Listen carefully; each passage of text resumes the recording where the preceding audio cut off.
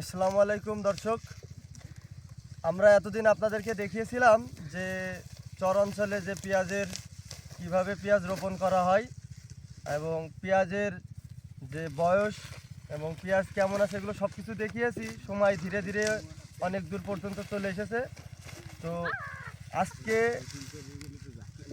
15 তারিখ ডিসেম্বর মাস, এই সময়টাতে কৃষক ভাইরা তাদের যে পেঁয়াজ যে ফসল সেই ফসলটা উত্তোলন করছে। তা আমরা আজকে আসি আমাদের চাষি রাজীব ভাইয়ের কাছে।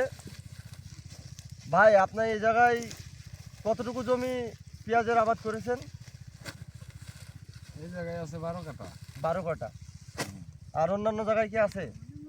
আছে, ও, সেগুলো এখনো উত্তোলন করার সময় হয়নি না? সময় হয় না। আচ্ছা আচ্ছা। আর পেঁয়াজের এবছর দাম কেমন যাচ্ছে?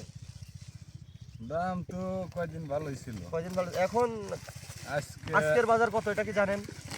আজকের বাজার আছে, ঢাকায় আছে হলো 65 টাকা 60 টাকা। 65 টাকা 60 টাকা। তার মানে তো বাজার মূল্য খুবই ভালো। এর থেকে নিচে নামলে আসলে কৃষক ক্ষতিগ্রস্ত হবে, তাই তো? এর থেকে নিচে নামলে কৃষক গেলবারকার মতো আবার লস খাবে। দর্শক, ভাই জানাচ্ছিলেন যে যে এখন যে বাজারটা আছে এটা যদি এইভাবে থাকে কিছুদিন, তাহলে কৃষক অনেক লাভবান হবে।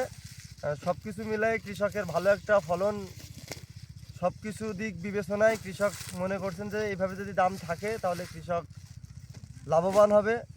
আর কৃষক লাভবান হলে আমাদের বাংলাদেশ সবসময়ের জন্য এগিয়ে যাবে।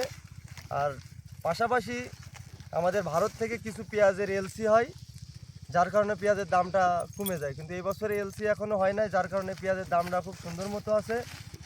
তো আমরা এইভাবে যদি এলসি সরকার না করে তাহলে আমাদের দেশের পেঁয়াজ অনেক দামে বিক্রি হবে, আমাদের কৃষকরা স্বস্তি পাবে।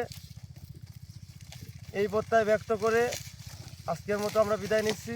আল্লাহ হাফেজ।